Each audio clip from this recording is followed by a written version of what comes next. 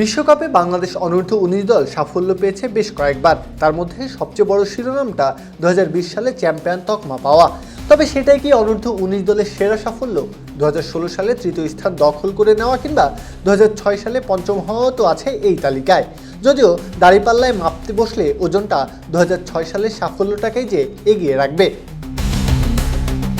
ফলাফলের খাতায় পঞ্চম, কিন্তু সম্ভাবনার বিচারে সেই দলটা ছিল শিরোপা জয়ের যোগ্য।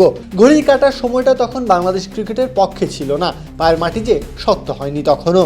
সে সময় এই দলটা তৈরি করেছিল সম্ভাবনার বীজ, যার ফসল সাকিব আল হাসান, তামিম ইকবাল কিংবা মুশফিকুর রহিমের মতো নাম, যারা বিশ্ব ক্রিকেটে বাংলাদেশের জায়গাটা পাকাপোক্ত করেছে।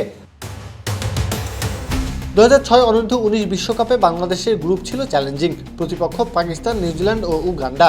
প্রথম ম্যাচে নিউজিল্যান্ডের বিপক্ষে আত্মবিশ্বাসী শুরু করেছিল বাংলাদেশ।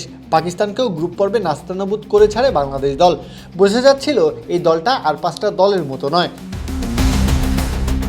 গ্রুপের শেষ ম্যাচে উগান্ডার বিপক্ষে 171 রানের বিশাল জয় ছিল প্রত্যাশিতই। মুশফিকুর রহিমের ম্যাচ সেরা পারফরমেন্সে গ্রুপ চ্যাম্পিয়ন হয়ে কোয়ার্টার ফাইনালে ওঠে বাংলাদেশ। পাকিস্তান হয় রানার্স আপ। বাংলাদেশকে তখন ধরা হচ্ছিল শিরোপার অন্যতম দাবিদার হিসেবে।